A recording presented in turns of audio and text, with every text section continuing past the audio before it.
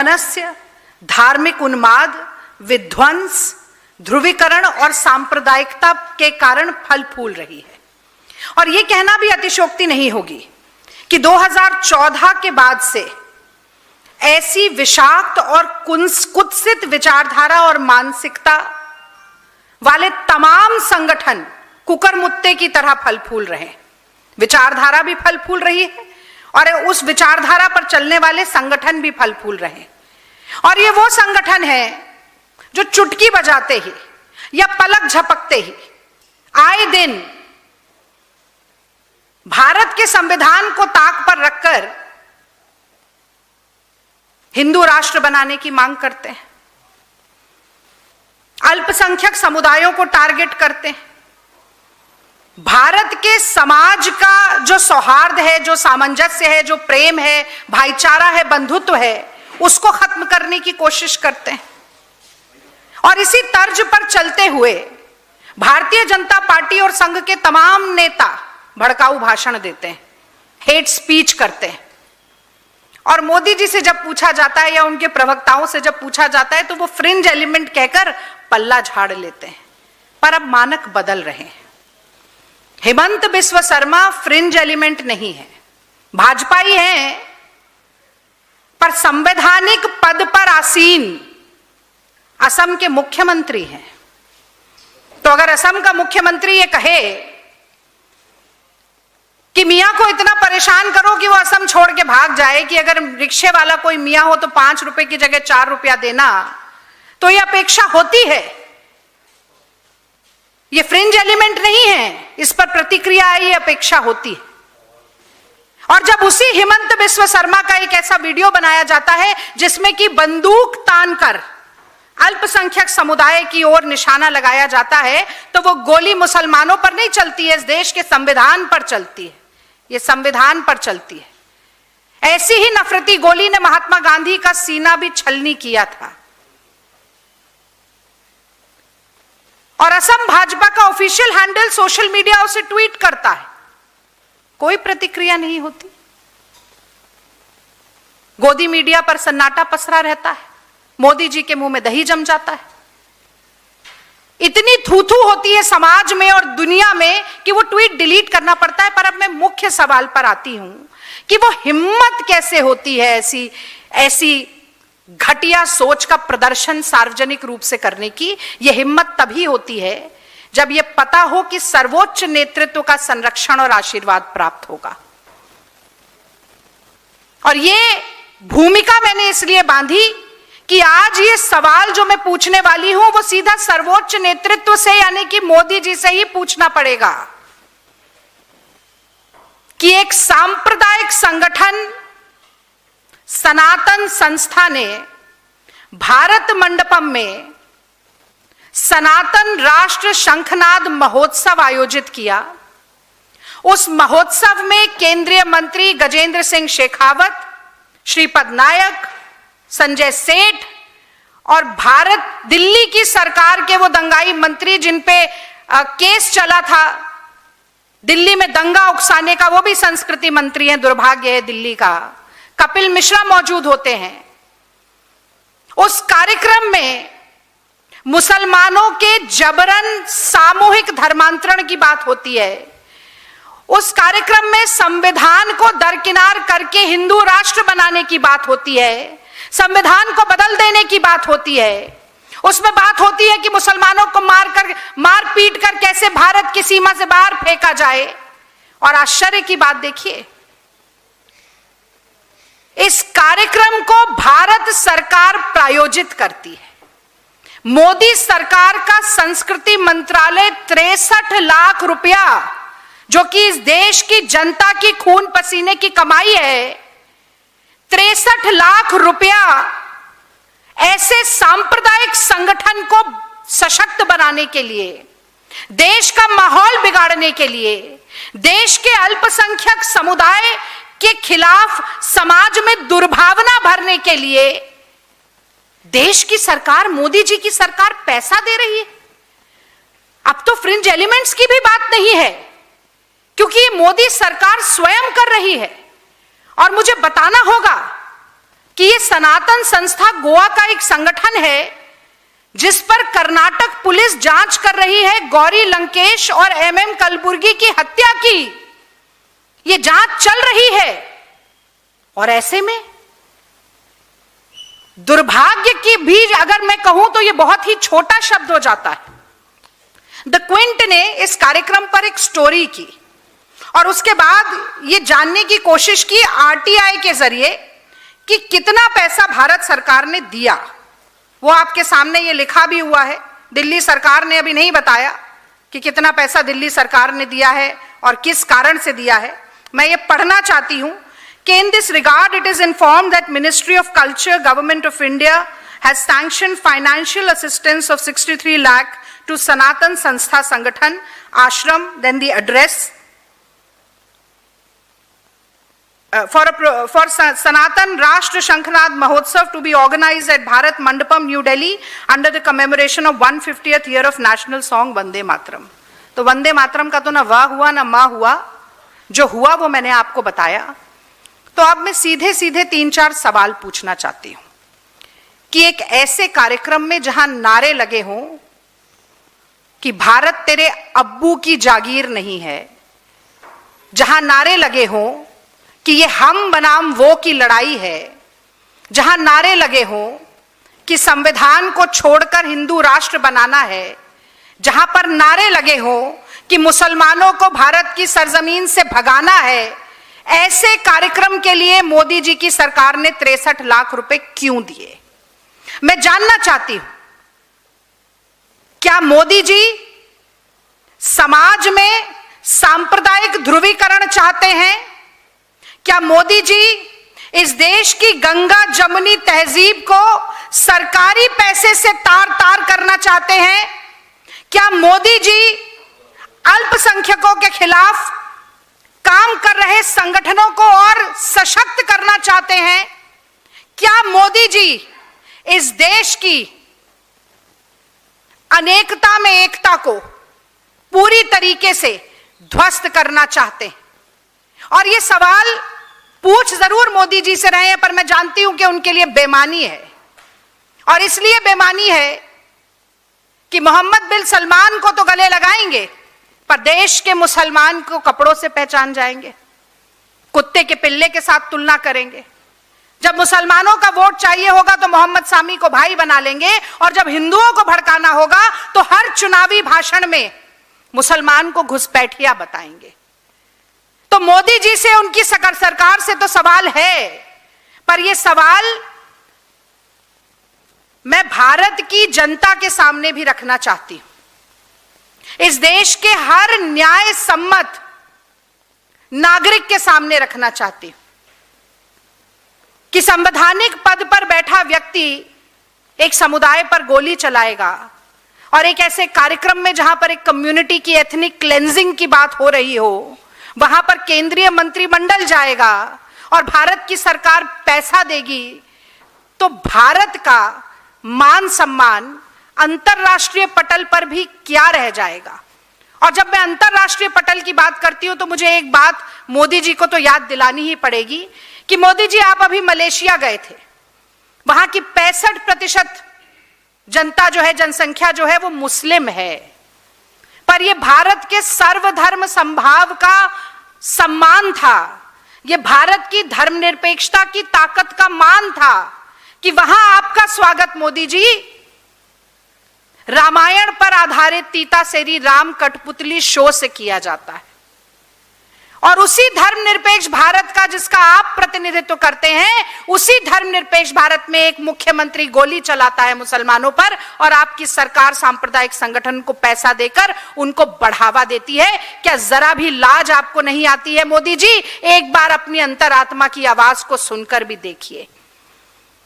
और मैं लोकतंत्र के चौथे स्तंभ से बात करते हुए ये सनातन संस्था जैसे संगठनों पर भी मैं कुछ जरूर कहना चाहती हूं कि ऐसे संगठनों ने सनातन शब्द का सबसे ज्यादा अपमान किया है, सनातन शब्द का सबसे ज्यादा दुरुपयोग किया है।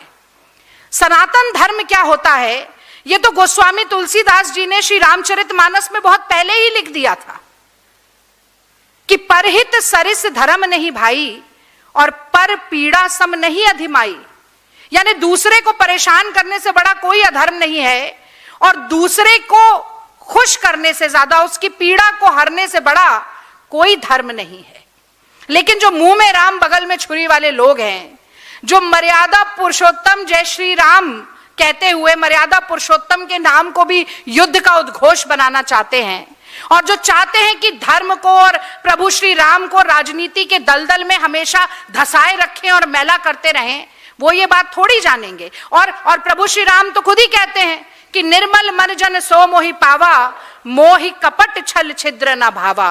तो ऐसे लोग, ये सनातन संस्था जैसे लोग जो हैं, ये ऐसी जहरीली विचारधारा वाले लोग जो हैं, वो ना तो प्रभु राम के हैं, ना सनातन धर्म के हैं और ना जनता जनार्दन के हैं। और अब मैं अंतिम दो बातें कहना चाहती हूं। सबसे पहली बात तो मैं संविधान की बात करना चाहती हूं। ये तो हम सब जानते हैं और इस पर न जाने कितनी प्रेस वार्ता हुई है कि जब से संविधान बना है, संघ ने तब से संविधान का विरोध करना शुरू किया। पहले संविधान की प्रतियां जलाकर कहते थे मनुस्मृति संविधान बन जाए और अभी 2024 के चुनाव तक 400 सीटें पार होते ही संविधान को बदल देंगे, ये भी लगातार वो लोग बोलते रहे। और उन्हें आज के समय में सबसे बड़ा दुश्मन या शत्रु कोई है अगर भाजपा का और संघ का, तो वो ये संविधान है जिसे राहुल गांधी हाथ में लेकर कहते हैं कि नफरत के बाजार में मोहब्बत की दुकान खोलनी है। और एक बार फिर ये पता चलता है कि ये संयोग नहीं है, ये प्रयोग हो रहे हैं। थोड़ा थोड़ा पैसा ऐसे संगठनों को देते रहो जो बार बार ये कहे, जनता को ये समझाने की कोशिश करे, या मैं कहूंगी बरगलाने और भड़काने की कोशिश करे कि संविधान को छोड़ दो, संविधान सही नहीं है। वो संविधान जो कहता है कि हर धर्म, हर जाति, हर वर्ग, हर संप्रदाय, हर क्षेत्र, हर भाषा, हर वेशभूषा, हर खान पान वाला व्यक्ति समान है। जो राहुल गांधी कहते हैं कि समता, समानता और न्याय का प्रणेता ये संविधान है, उस संविधान को तार तार करो। ये बार बार आपने नाम रखा सनातन शंखनाद, पर आप हिंदू राष्ट्र का शंखनाद बजा रहे थे।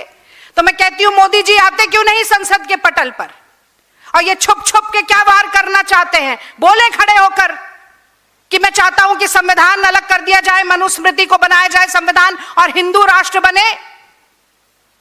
ये अपना 56 इंच का सीना तो उन्हीं ने नपवाया था ना। तो ये लुका छुपी का खेल मत खेलिए। ये संविधान जब तक कांग्रेस पार्टी है, जब तक राहुल गांधी है, मल्लिकार्जुन खड़गे हैं, प्रियंका गांधी है और कांग्रेस का संघर्ष का एक भी साथी जिंदा है, इस संविधान को हम तार तार नहीं होने देंगे। और अंतिम बात मैं ये जरूर कहना चाहती हूं कि बार बार भड़काऊ भाषण दिए जाते हैं, हर चुनाव में दिए जाते हैं। वो राम ज्यादा बनाम डैश ज्यादा से लेकर गोली मारो डैश को, बार बार ये बात होती है, बचकर निकल जाते हैं, कुछ नहीं होता। पहले तो मोदी जी फिर भी कह देते थे कि मैं मन से माफ नहीं करूंगा, लेकिन अब तो सन्नाटा पसर जाता है। तो आज मैं ये कहना चाहती हूं कि एक प्रिवेंटिव लेजिस्लेशन क्यों नहीं लाया जाता है? Prevention is better than cure. Hate speech को रोकने के लिए कांग्रेस पार्टी कहती है कि एक प्रिवेंटिव लेजिस्लेशन होना चाहिए। गेंद आपके पाले में है मोदी जी।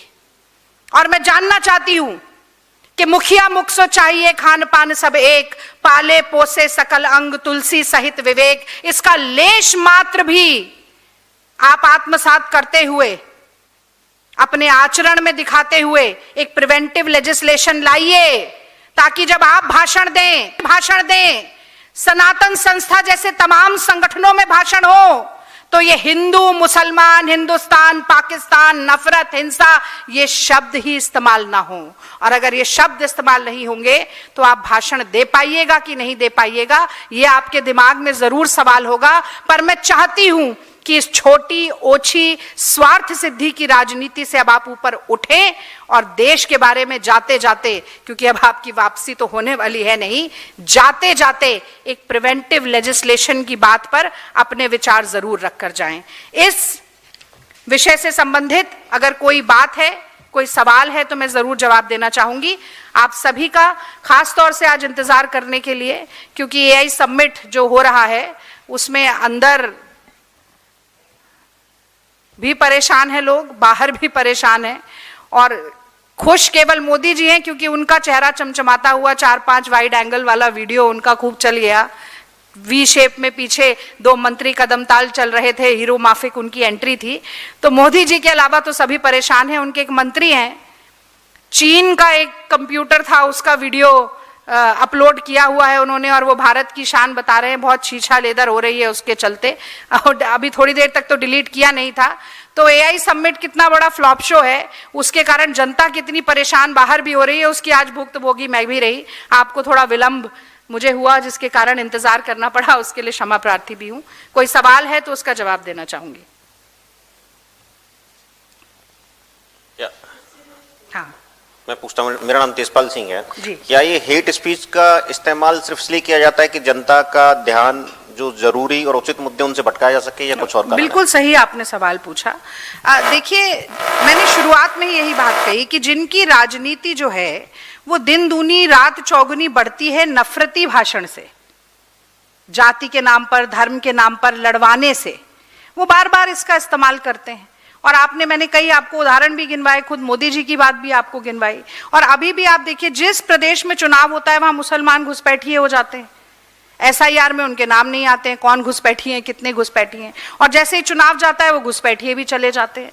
तो ये राजनीतिक स्वार्थ सिद्धि के लिए, कुछ ब्राउनी पॉइंट स्कोर करने के लिए, जनता का ध्यान महंगाई, बेरोजगारी, असुरक्षा, किसानों की लाचारी, रुपए डॉलर की जो गिरती कीमत है, अर्थव्यवस्था जो है वो इतनी खस्ता हाल है, इन सब से हटाने के लिए लगातार इन चीजों का इस्तेमाल होता है। पर बहुत बड़ी बात यह है कि अगर समाज इससे बढ़ता है, अगर हिंदू, मुस्लिम, सिख, ईसाई, महिला, पुरुष, अगड़े पिछड़े, दलित, आदिवासी सब एक नहीं होंगे तो ना अच्छे दिन आएंगे, ना 5 ट्रिलियन की इकोनॉमी बनेगी, और ना ही सबका साथ सबका विकास हो सकता है।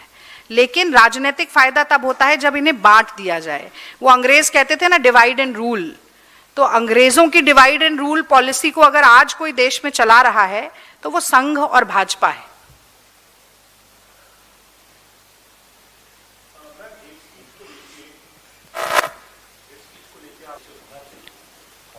सरकारें वहां पर आप कोशिश करेंगे क्या, पहली बात।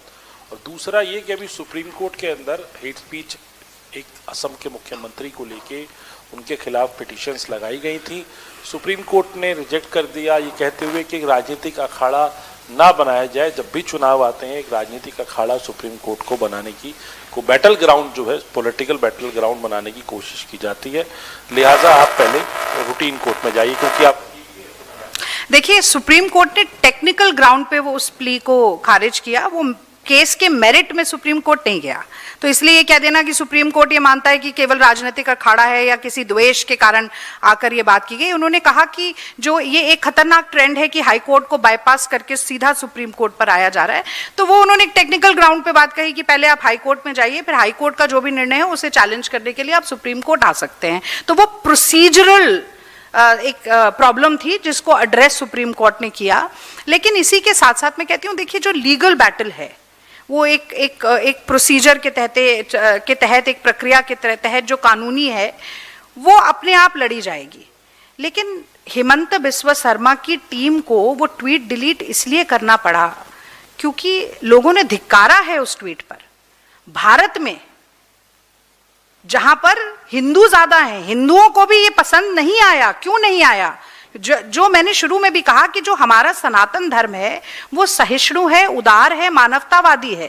वो कभी ये नहीं चाहता कि किसी एक समुदाय को टारगेट किया जाए। ये राजनेता चाहते हैं, और इसलिए चाहते, मैंने आपसे कहा कि सऊदी अरब के क्राउन प्रिंस से तो आप गले मिलते हैं, मलेशिया जाते हैं तो भी आप गले मिलते हैं, पर हिंदुस्तान के मुसलमानों के साथ ये दुर्व्यवहार इसलिए है क्योंकि यहां पर आपको पोलराइज करना है, आपको वोट चाहिए।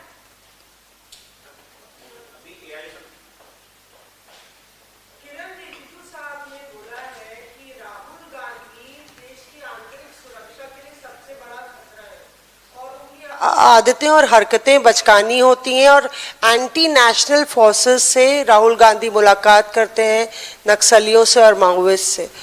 तो इसको लेके किस तरह से कांग्रेस पार्टी का क्या स्टैंड है? क्योंकि ये पहली बार है जब इतना शार्प अटैक उन्होंने बोला है कि इंटरनल सिक्योरिटी के लिए राहुल गांधी सबसे बड़ा खतरा है। देखिए, राहुल गांधी सबसे बड़ा खतरा है देश में संघ और भाजपा की विभाजनकारी राजनीति के लिए।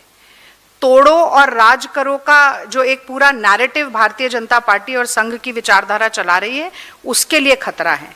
और इसलिए खतरा है क्योंकि एकमात्र ऐसे नेता हैं जो संघ की और भाजपा की और मोदी जी की आंखों में आंखें डालकर उनको चुनौती देते हैं। और मुझे लगता है कि ये बहुत ही दुर्भाग्यपूर्ण बात है कि देश के नेता प्रतिपक्ष के लिए इस तरीके के हास्यास्पद आरोप लगाए जाएं। मैं तो ये कहूंगी कि नरेंद्र मोदी जी जाते हैं पाकिस्तान बिन बुलाए और वहां पर बर्थडे केक खाकर आते हैं, साड़ी शॉल डिप्लोमेसी कह करके आते हैं, आईएसआई को रेड कारपेट वेलकम देके बुलाते हैं। 300 किलो आरडीएक्स कहां से आया उन्हें मालूम नहीं होता, दिल्ली में बॉम्ब ब्लास्ट कैसे हो गया उन्हें मालूम नहीं होता। तो क्या उनको पाकिस्तान का एजेंट कह दिया जाए? मैं तो जानना चाहती हूं कि अभी हमारे इतने सैलानी शहीद हुए, ऑपरेशन सिंदूर हुआ, उसके बाद चीन पाकिस्तान के साथ खड़ा हो गया, फिर चीन की जो राजनीतिक दल है उसे भारतीय जनता पार्टी के दफ्तर में रेड कारपेट वेलकम देकर बुलाया जाता है, जबकि शक्सलाम जो है उसके लिए चीन की जो प्रवक्ता हैं वो कहती हैं कि ये तो हमारी टेरिटरी है। और फिर शी जिनपिंग के साथ आप गलबैया होते हैं तो आपको मोदी जी को चीन का एजेंट भी कह देना चाहिए। भाई, जो संवैधानिक पद पर बैठे लोग हैं उनकी एक गरिमा होती है। कांग्रेस पार्टी ने उस गरिमा का हमेशा मान रखा और जिन नेहरू के साथ मोदी जी एड़ियां उचका कर अपना कद नेहरू जैसा बताने की कोशिश करते रहते हैं, समझते ही नहीं है कि दूसरे की लकीर कम मिटाने से अपनी लकीर बड़ी नहीं होती। उन नेहरू के पास तो जब चीन से युद्ध चल रहा था तब अटल बिहारी वाजपेयी गए और उन्होंने कहा कि आप विशेष सत्र बुलाइए। युद्ध के दौरान, ये कोई सीमा पे अतिक्रमण की बात नहीं थी, युद्ध के दौरान विशेष सत्र हुआ। अटल बिहारी वाजपेयी जी ने भारत सरकार को नेहरू जी को पानी पी कर कोसा। हमने कुछ एक्सपंज नहीं करवाया, नेहरू जी ने उनको बाहर नहीं फेंकवाया कि आप बाहर फेंकवा दीजिए या निलंबित कर दीजिए, या ये नहीं कहा कि अटल बिहारी वाजपेयी चीन के एजेंट हैं, उनकी भाषा बोल रहे हैं। क्योंकि सवाल पूछने से लोकतंत्र कमजोर नहीं होता है, सवाल पूछने से मोदी सरकार कमजोर होती है। मोदी जी की 56 इंची विश्वगुरु स्वयंभू महामानव की छवि कमजोर होती है क्योंकि उनके पास जवाब ही नहीं है। उनकी विदेश नीति फ्लॉप है, अर्थव्यवस्था पूरी तरीके से लचर है, महिलाओं के साथ दुर्व्यवहार समाज में बढ़ता जा रहा है, नौजवान बेरोजगारी के खिलाफ आंदोलित हो रहे हैं, किसान आज भी आत्महत्या करने के लिए लाचार घूम रहा है। पूरे देश में आप देखिए कितना बुरा हाल है। एआई समिट में आपको एक चीनी रोबोट को अपना बताना पड़ रहा है। ये मुझे लगता है इससे बुरी परिस्थिति तो आजाद भारत में हमारे हिंदुस्तान की कभी नहीं हुई जितनी आज मोदी जी के राज में हो रही है। जो एआई समिट में जिस रोबोटों की बात कर रहे हैं आप लोग, जो गलगोटिया यूनिवर्सिटी द्वारा प्रोजेक्ट किया गया था, फिलहाल गवर्नमेंट की तरफ से एक्शन लिया गया है कि जो एआई समिट में गलगोटिया यूनिवर्सिटी का पवेलियन बनाया गया था उनको वहां से हटा दिया गया, क्योंकि आप लोगों ने भी इस पे सवाल खड़े किए थे। आप इस कार्रवाई से सेटिस्फाइड है कि इतना करना काफी है? देखिए, मैं ये कहना चाहती हूं कि ऑप्टिक्स से ज्यादा इंपॉर्टेंट आउटकम होता है, नजारे से ज्यादा महत्वपूर्ण नतीजे होते हैं। पर मोदी जी के लिए उलट बांसी चलती है। मोदी जी का चेहरा चमके, मोदी जी के अपने गाल बजा सके, मोदी जी का गुणगान और महिमा मंडन हो जाए, मोदी जी का बढ़िया फोटोशूट हो जाए, उसके अलावा कोई प्लानिंग नहीं थी। एग्जिबिटर्स को 6 घंटे के लिए बाहर निकाल दिया जाता है, मोदी जी की सडन विजिट हो जाती है। एग्जिबिटर्स के प्रोडक्ट्स जो हैं वो हाई सिक्योरिटी एरिया से चोरी हो जाते हैं। खाने तक का इंतजाम वहां पर नहीं होता, फूड कूपन भी नहीं होते, वो खाना ही नहीं खा पाते, भूखे प्यासे होते हैं। बाहर आकर कांग्रेस पार्टी नहीं कह रही है कि एआई समिट फ्लॉप है, कि किसी चीज का इंतजाम नहीं हुआ, वो एग्जिबिटर्स ही बोल रहे हैं। वो कह रहे हैं हम तो आते ही नहीं अगर ऐसा होता। और मैं ये जानना चाहती हूँ, आप गलगोटिया यूनिवर्सिटी की पेविलियन हटाइए या गलगोटिया यूनिवर्सिटी को हटाइए, जो भारत के एआई समिट की भद्द पिटनी थी वो पिट गई, वो पूरी दुनिया में पिट गई। वो चाइना की न्यूज एजेंसी ने इस खबर को उठाकर चलाया है और बहुत वायरल किया है, और उस जो रोबोट है वो उसका दाम तक बताकर किया है। तो क्या ये पहले छानबीन नहीं होनी चाहिए थी कि कौन क्या प्रोडक्ट्स डिस्प्ले कर रहा है? मोदी जी तो ऐसे हाथ बांधकर, मैंने वीडियो देखा था, हाथ बांधकर यूं खड़े थे, ऐसे बड़ी गंभीर मुद्रा में सर हिला हिला के सुन रहे थे कि कौन क्या बता रहा है, क्या दिखा रहा है। और मैं तो कह रही हूं कि ठीक से एक्सपर्टीज लेते ना आप, मतलब अब मैं ये कह दूंगी कि भाई एंटायर पॉलिटिकल साइंस की जो डिग्री धारक हैं वो उनसे ऐसे ही एआई समिट की अपेक्षा की जा सकती थी, तो संघियों को, भाजपाइयों को बहुत पेट में दर्द हो जाएगा। पर ये सच्चाई है। तो इससे बहुत बेहतरी की उम्मीद थी। और ये कोई हमारे लिए भी खुशी की बात नहीं है अगर देश का नाम मोदी जी की और उनके मंत्रालयों की अव्यवस्था के कारण अगर भारत का नाम या छवि धूमिल होती है, तो हमें भी उतना ही दुख होता है। पर हमें सवाल तो पूछना पड़ेगा कि अगली बार ऐसा ना हो। आपने एक तो पूछ लिया नहीं पूछिए, 4 पूछिए। बीजेपी इसी बात का आरोप लगाते हैं, आप भी रोक रहे सवाल पूछने से। नहीं, अब मैंने कहा आपने पूछ लिया है। मेरा सिर्फ सवाल ये है मैम कि जो गलगोटिया यूनिवर्सिटी में 7.5 से 10 लाख रुपए खर्च आता है एक स्टूडेंट का पढ़ने में, उसको बनने 4 साल लगते हैं, 4 साल लगाता है और 10 लाख रुपए डालता है। दोनों को डालने के बाद इस तरह के इंजीनियर्स तैयार हो रहे हैं कि चाइनीज रोबोट आ रहे हैं। तो क्या ये सिस्टम जो वर्तमान एजुकेशन सिस्टम चल रहा है वो गरीब आदमी का पैसा सिर्फ कुछ घराना को ले जाने के लिए, क्योंकि एजुकेशन तो मिल नहीं पा रही है, जब एजुकेशन मेन प्रायोरिटी होनी चाहिए, वो बजट भी नहीं। तो आप इस पर और आज अपनी बात में ये कहकर शुरू करना चाहती हूं कि ऐसी बानी बोलिए मन का आपा खोए, ऐसी बानी बोलिए मन का आपा खोए, औरन को शीतल करे आपहु शीतल होए। एक और जुबान में भी बोल देती हूं कि कुदरत को ना मंजूर थी सख्ती जबान में, इसीलिए नहीं दी हड्डी जबान में। पर यह बात उन भाजपाइयों और संघियों को हजम नहीं होगी ना, जिनकी राजनीति ही नफरत, हिंसा, वैमनस्य, धार्मिक उन्माद, विध्वंस, ध्रुवीकरण और सांप्रदायिकता के कारण फल फूल रही है। और यह कहना भी अतिशयोक्ति नहीं होगी कि 2014 के बाद से ऐसी विषाक्त और कुत्सित विचारधारा और मानसिकता वाले तमाम संगठन कुकरमुत्ते की तरह फल फूल रहे हैं।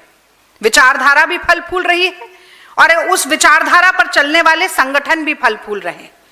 और ये वो संगठन है जो चुटकी बजाते ही या पलक झपकते ही आए दिन भारत के संविधान को ताक पर रखकर हिंदू राष्ट्र बनाने की मांग करते हैं, अल्पसंख्यक समुदायों को टारगेट करते हैं, भारत के समाज का जो सौहार्द है, जो सामंजस्य है, जो प्रेम है, भाईचारा है, बंधुत्व है, उसको खत्म करने की कोशिश करते हैं।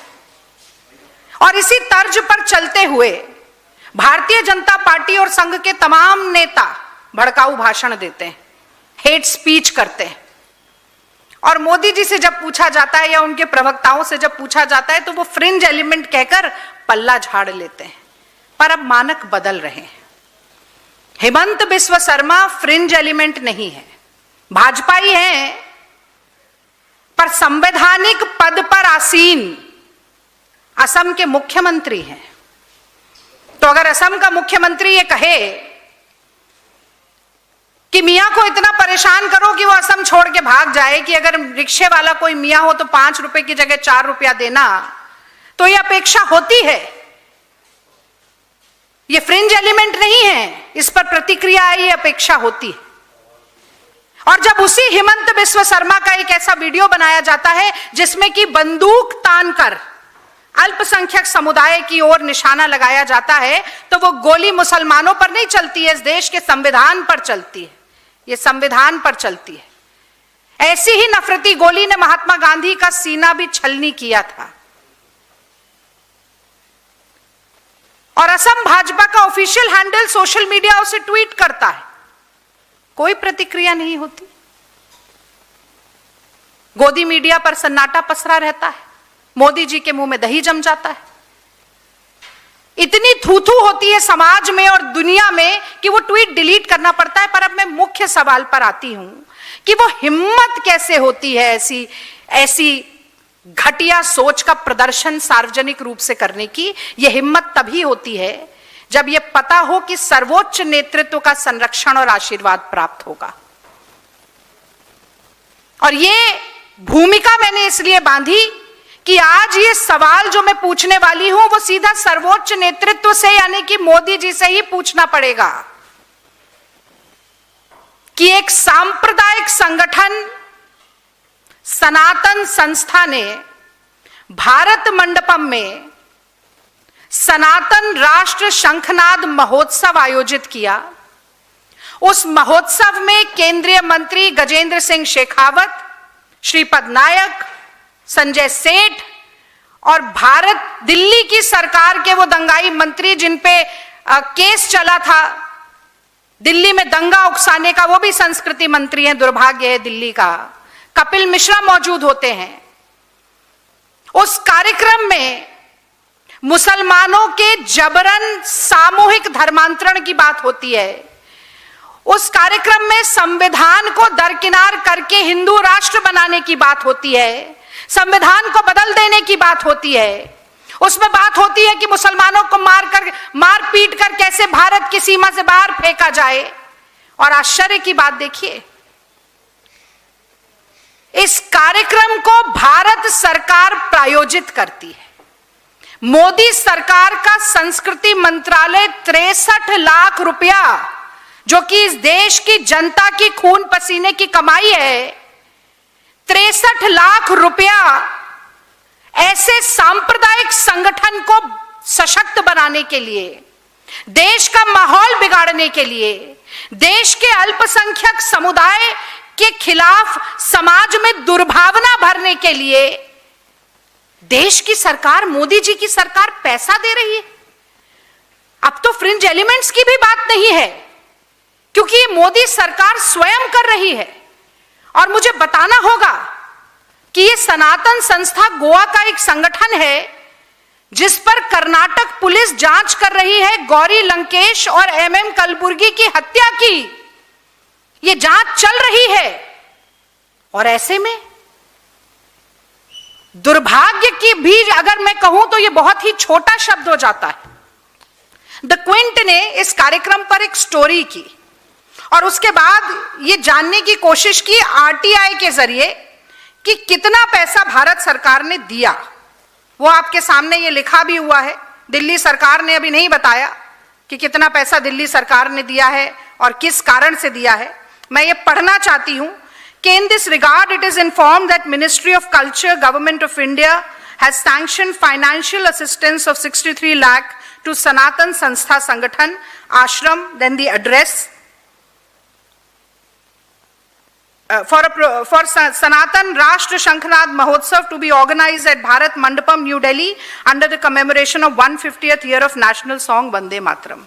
तो वंदे मातरम का तो ना वाह हुआ ना माँ हुआ, जो हुआ वो मैंने आपको बताया। तो अब मैं सीधे सीधे 3-4 सवाल पूछना चाहती हूं कि एक ऐसे कार्यक्रम में जहां नारे लगे हों कि भारत तेरे अब्बू की जागीर नहीं है,